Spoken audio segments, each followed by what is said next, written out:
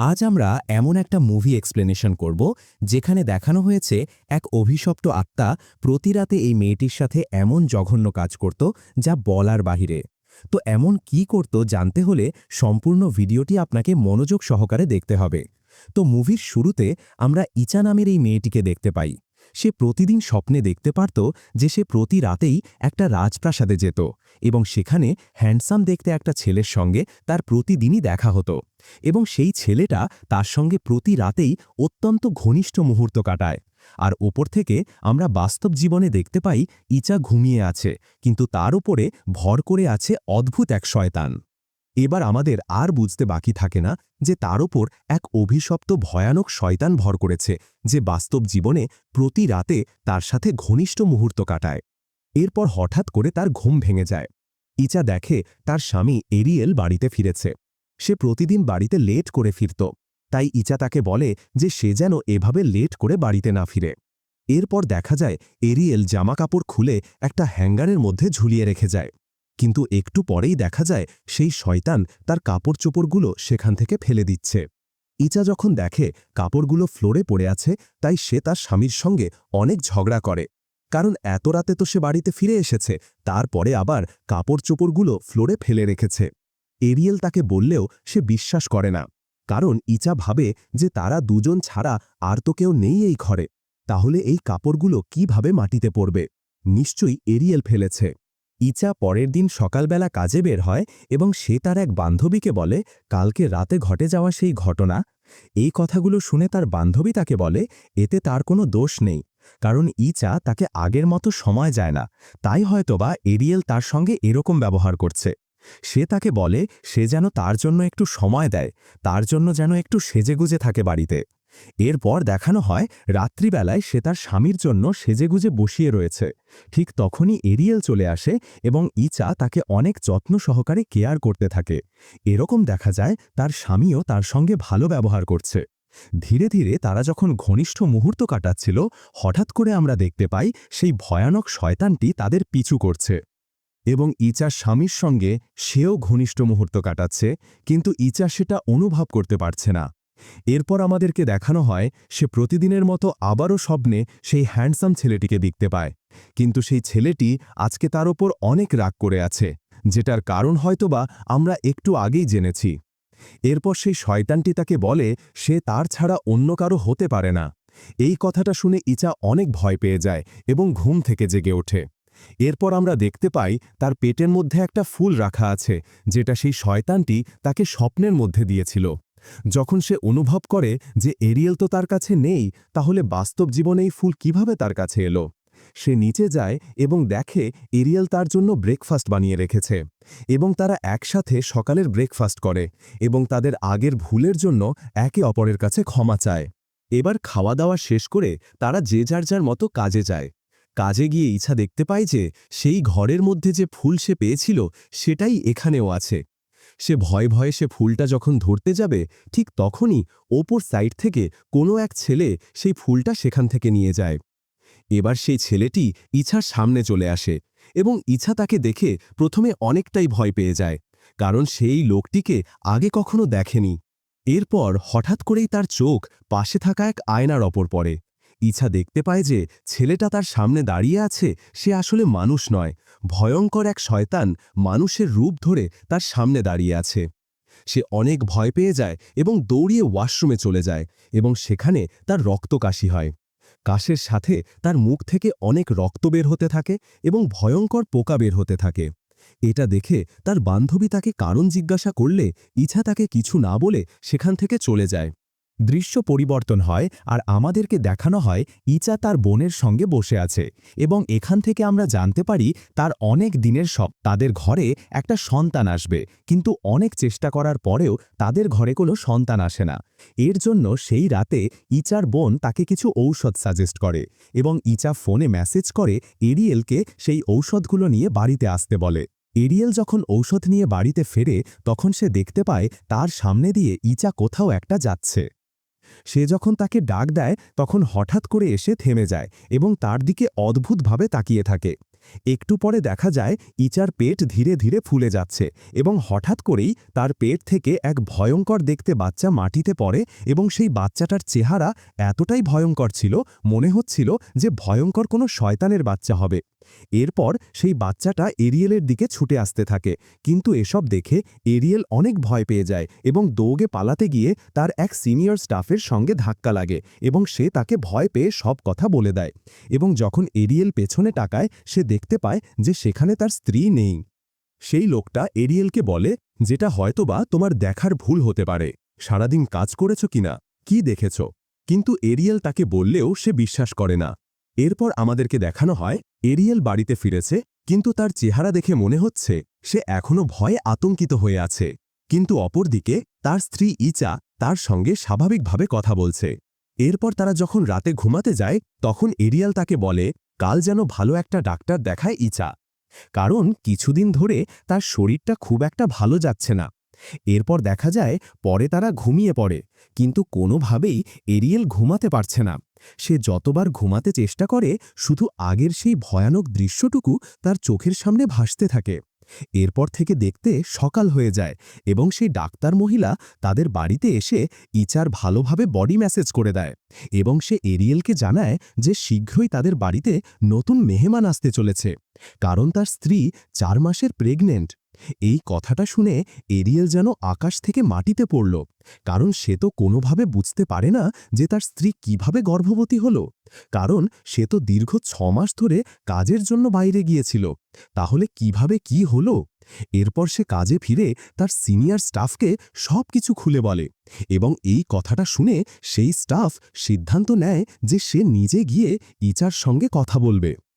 আর আমাদেরকে দেখানো হয় ইচা তার অফিসে গিয়ে সবাইকে বলছে যে সে অবশেষে মা হতে চলেছে। এই কথাটা শুনে তার বান্ধবী কোনোভাবেই খুশি হতে পারছে না, কারণ সে তো আগের দিন দেখেছিল কিভাবে সে রক্তবমি করেছিল। তাই সে তাকে আলাদা এক জায়গায় ডেকে নিয়ে বলে যে তোমার শরীর তো এখন ভালো নেই, কারণ আমি দেখেছি কিছুদিন আগে কিভাবে তোমার মুখ থেকে রক্ত বের হয়েছে কাশির সঙ্গে, আর ভয়ঙ্কর কিছু পোকা বের হয়েছে। কিন্তু এসব কথা শুনে ইচা যেন না শোনার ভান করে থাকে।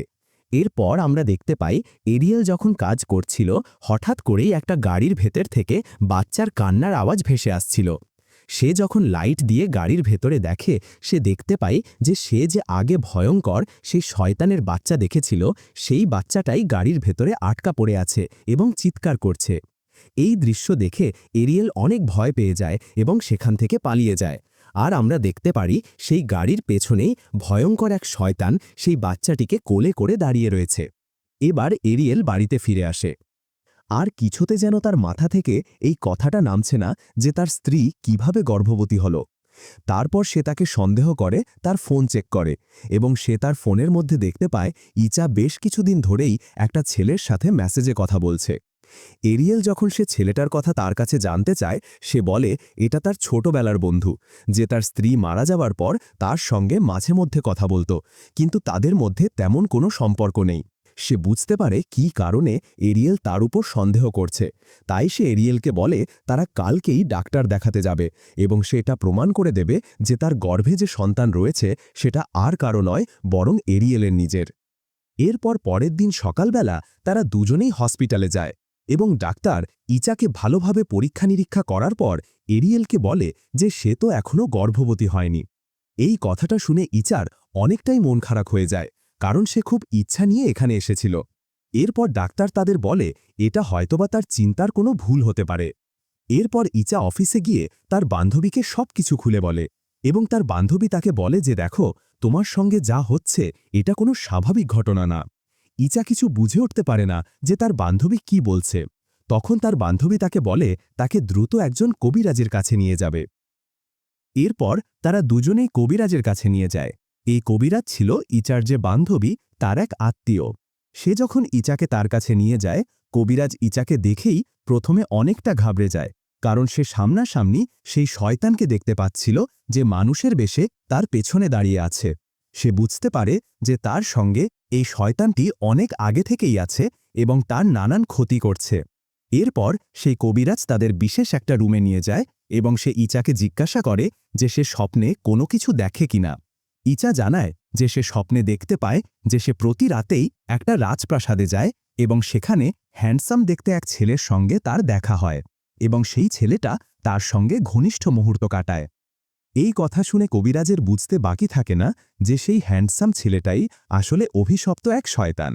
সেই কবিরাজ ইচাকে সেই শয়তানের কথা বলে যে শয়তানদের কাজ হল বিবাহিত কোনো দম্পতিকে মানে স্বামী স্ত্রীর মধ্যে ফাটল ধরানো এবং তাদের বিচ্ছেদ করে দেওয়া, যাতে পরবর্তীতে সেই শয়তানগুলো তাদের সঙ্গে ঘনিষ্ঠ মুহূর্ত কাটাতে পারে। এই কথাটা শুনে ইচার কেমন জানি মাথা ঘুরতে থাকে এবং সেখান থেকে সে চলে যায়। রাত্রি অনেক হয়ে যাওয়ার কারণে তার বান্ধবী তাকে তার সঙ্গে রেখে দেয়। এবার রাত্রিবেলা বাড়িতে কোনো খাবার না থাকায় ইচার বান্ধবী খাবার কেনার জন্য তার স্কুটি নিয়ে বাহিরে বের হয়, কিন্তু সে লক্ষ্য করে যে রাস্তার মাঝ বরাবর একটা ছোট বিড়ালের বাচ্চা বসে আছে। সে স্কুটি থেকে নেমে সেই বাচ্চাটিকে পাশে থাকা একটা কাঠের ওপর উঠিয়ে দেয়। ঠিক তখনই সে দেখতে পায় যে তার পাশে এক ভয়ঙ্কর শয়তান দাঁড়িয়ে আছে। এটা হলো সেই শয়তান যেটাকে ছাড়ানোর জন্য ইচাকে সেখানে নিয়ে এসেছে। এরপর সেই শয়তান কি তাকে নৃশংসভাবে মেরে ফেলে? অবাক করা ব্যাপার হলো এই সম্পূর্ণ ঘটনাটা ইচা তার স্বপ্নের মধ্যে দেখতে পাচ্ছিল। হঠাৎ করে ইচার ঘুম ভেঙে যায় এবং সে দৌড়িয়ে তার বান্ধবীকে খুঁজতে যায় এবং দেখতে পায় যে সে যেমনটা স্বপ্নের মধ্যে দেখেছিল কেমনভাবে তার বান্ধবীকে সেই শয়তান মেরে ফেলেছে। এরপর সেখানে এরিয়াল চলে আসে এবং আমরা দেখতে পাই ইচার পেট অদ্ভুতভাবে ফুলে যাচ্ছে, মনে হচ্ছে ভেতর থেকে কিছু বের হতে চেষ্টা করছে। কিন্তু তারা এই ব্যাপারটা গুরুত্ব না দিয়ে বাড়িতে চলে আসে এবং এরিয়াল ইচাকে বলে যে কালকে তাকে নিয়ে সেই কবিরাজের কাছে যাবে। কথা মতো তারা পরের দিন সেই কবিরাজের কাছে যায় এবং সেই কবিরাজ তাদের এই অবস্থা দেখে সিদ্ধান্ত নেয় যে যে করেই হোক তাদের উপর থেকে এই অশুভ শয়তানকে দূর করে দেবে। এরপর সেই কবিরাজ মন্ত্র পড়তে থাকে এবং দেখতে দেখতে সেই শয়তান ইচার শরীরে ভর করে এবং এক পর্যায়ে যখন কবিরাজ তাকে জিজ্ঞাসা করে যে সে কেন ইচার শরীর দখল করে রেখেছে, তখন সেই শয়তান তাকে বলে অন্য একটা দুনিয়াতে ইচার সঙ্গে তার বিয়ে হয়েছে আর সেই কারণে এসে তাকে কোনোভাবে ছেড়ে যাবে না। কিন্তু অনেকক্ষণ কবিরাজি করার পর ইচার শরীর থেকে সেই ভয়ানক শয়তানকে বের করতে সক্ষম হয় সে কবিরাজ এবং সেই কবিরাজ এরিয়েলকে বলে তাদের আগামী বেশ কিছু মাস খুব সতর্কের সঙ্গে থাকতে হবে। এই কথা বলে তাদেরকে কিছু ফল দেয় এবং সেই ফলগুলোর মধ্যে মন্ত্র পড়ে দেয় যাতে সেই ফলগুলো খাওয়ার কারণে সেই ভয়ানক শয়তানটি ইচার শরীরে প্রবেশ না করতে পারে। এরপর দেখতে দেখতে তারা বেশ কিছু মাস সেই ফল খায়। এর কারণে দেখা যায় তাদের সংসার আগের মতো ঠিক হয়ে যায় আর ইচ্ছা যে ভয়ানক স্বপ্ন দেখত সেই স্বপ্ন দেখাও বন্ধ হয়ে গিয়েছিল। এভাবে তারা বেশ কিছুদিন ভালোই দিন কাটাচ্ছিল। এরপর এরিয়াল একদিন তার স্ত্রীকে বলে যে সে ভালো একটা কাজের সন্ধান পেয়েছে। পাশের এক শহরে তাকে কিছুদিনের জন্য সেখানে যেতে হবে। প্রথমে ইচ্ছা তাকে যেতে না করলেও তাদের আর্থিক অবস্থাটা তেমন ভালো ছিল না, তাই ইচ্ছা তাকে যেতে অনুমতি দেয়। এরপর আমরা দেখতে পাই ইচ্ছা সেই রাতে কবিরাজের দেওয়া কিছু আরবি অক্ষরের মন্ত্র পড়ে ঘুমিয়ে পড়ে এবং পরের দিন সে যখন তার অফিসে যায় সে অদ্ভুত কিছু খেয়াল করে যে সব স্টাফ তার দিকে অদ্ভুতভাবে তাকিয়ে রয়েছে এবং সবার চেহারা কেমন যেন ভয়ানক শয়তানের মতো দেখা যাচ্ছে। দেখে মনে হচ্ছে সবাইকে যেন সে শয়তান নিয়ন্ত্রণ করছে এবং সবাই তাকে বলছে তুমি কাজটা একদম ভালো করনি এবং কেউ তোমাকে আমার কাছ থেকে দূরে সরে নিতে পারবে না। এই সব কথা শুনে ইচ্ছা অনেক ভয় পেয়ে যায় এবং সেদিন বাড়িতে ফিরে আসে। বাড়িতে ফেরার সময় সে তার ছোট বোনকে তার সঙ্গে করে বাড়িতে নিয়ে আসে এবং তাকে সব কথা খুলে বলে। এবার ইচা ফোন করে এরিয়েলকে ও সব কথা খুলে বলে। এরিয়েল আবার ইচার ছোট বোনকে ফোন করে বলে যে সে যেন কোনোভাবেই আজকে ইচাকে ঘুমাতে না দেয়, কারণ আমরা আগেই দেখেছিলাম যে ইচার বান্ধবী যখন ইচাকে কবিরাজের কাছে নিয়ে এসেছিল তখন ইচা ঘুমিয়ে পড়েছিল ক্লান্ত হয়ে, আর এই সুযোগেই সেই শয়তান ইচার বান্ধবীকে মেরে ফেলেছিল। আর এখন যদি তার ছোট বোন একই কাজ করে তাহলে সেই শয়তান হয়তোবা তাকে মেরে ফেলবে। এবার ইচার বোন তার সঙ্গে শুয়ে শুয়ে গল্প করছে, কিন্তু গল্প শুনে ইচার এতটাই ঘুম পেয়ে যায় যে সে কিছুক্ষণের মধ্যেই ঘুমিয়ে পড়ে। আর তাকে ঘুমাতে দেখে তার ছোট বোন অনেক ভয় পেয়ে যায় আর তাকে জোরে জোরে ডাকতে থাকে, কিন্তু ইচা কোনোভাবেই জাগনা পাচ্ছিল না। এরপর দেখা যায় পেছন থেকে সেই শয়তান সেখানে হাজির হয় এবং মেয়েটাকে পেছনে টেনে ফেলে দেয় আর মেয়েটা সেখানেই অজ্ঞান হয়ে যায়। এরপর আমরা দেখি কোনো এক অদ্ভুত সত্যি সেই রুমের দরজা বন্ধ করে দেয়, আর এখানেই দেখা যায় সেই শয়তান ইচাকে জড়িয়ে শুয়ে আছে, আর ইচার পেট ধীরে ধীরে ফুলে যাচ্ছে। দেখে মনে হচ্ছে কিছু একটা বের হবে। তীব্র ব্যথায় সে প্রথমে তার বোনকে ডাকতে থাকে, কিন্তু যখন তার বোন সেখানে আসে না, ঠিক তখন সে হাঁটতে হাঁটতে বাথরুমে যায় এবং সেখানে এসে তার পেটে থাকা বাচ্চাকে বের করার চেষ্টা করে, কিন্তু কোনোভাবেই পারে না, আর সে সেখানেই ধীরে ধীরে রক্ত পড়তে পড়তে দুর্বল হয়ে যেতে থাকে। ঠিক তখনই সেখানে এরিয়াল চলে আসে, আর তার এই অবস্থা দেখে সে দ্রুত তাকে সেই কবিরাজের কাছে নিয়ে যায়। এখানে আমরা দেখতে পারি সে কবিরাজ তাকে একটা খাটের সঙ্গে হাত পা বেঁধে মন্ত্র পড়ছে, আর অপরদিকে আমরা দেখতে পাই ইছা এখন অন্য এক শয়তানের দুনিয়ায় চলে গেছে, যেখানে সে দেখতে পাচ্ছে যে কোনো একটা ঘরের মধ্যে সে আটকা পড়ে আছে এবং তার সামনে এসেই ছেলেটা দাঁড়িয়ে আছে, আর সে তাকে বলছে সে কোনোভাবেই তাকে ছেলে চলে যেতে পারবে না। এসব দেখে সে অনেক ভয় পেয়ে যায় এবং তার পেছন থেকে এক শয়তান তার ওপর ভর করে। আর বাস্তব দুনিয়াতে আমরা দেখতে পারি ইচার চোখ লাল হয়ে গেছে, আর সে খাট থেকে উঠে দাঁড়ানোর চেষ্টা করছে। এর মানে স্পষ্ট যে তার ওপর সেই শয়তান আবার ভর করেছে। এবার দেখতে দেখতে সেই খাট ওপরের দিকে উঠতে থাকে। সেই কবিরাজ যখন মন্ত্র পড়ছিল, এর কারণে সেই শয়তান অনেক কষ্ট পাচ্ছিল। সে কোনোভাবেই এই কষ্ট সহ্য করতে পারছিল না, তাই সে সেই কবিরাজকে অনেকভাবে ভয় দেখাতে থাকে, কিন্তু তারপরও সে কবিরাজ মন্ত্র পড়া থামায় না। আর অপরদিকে আমরা দেখতে পাই সেই শয়তানের দুনিয়ায় শয়তানরা ইচাকে আটকে রেখে দিয়েছে। আর বর্তমান সময়ে দেখা যায় এরিয়েল ইচার কানের কাছে এসে বলছে, তোমাকে যে করেই হোক আমার কাছে ফেরত আসতেই হবে, কারণ তোমাকে ছাড়া আমি একটা মুহূর্ত বাঁচতে পারব না। ঠিক তখনই সেই কবিরাজ আরও জোরে জোরে মন্ত্র পড়তে থাকে, আর এক পর্যায়ে দেখা যায় সেই শয়তানের দুনিয়ায় সবকিছু ধ্বংস হতে থাকে, আর এক পর্যায়ে ইচা সেখান থেকে পালাতে সক্ষম হয়, আর বর্তমান সময়ে সে জেগে ওঠে। এর মানে সম্পূর্ণভাবে সেই শয়তানকে কবিরাজ তার শরীর থেকে বের করতে সক্ষম হয়েছে।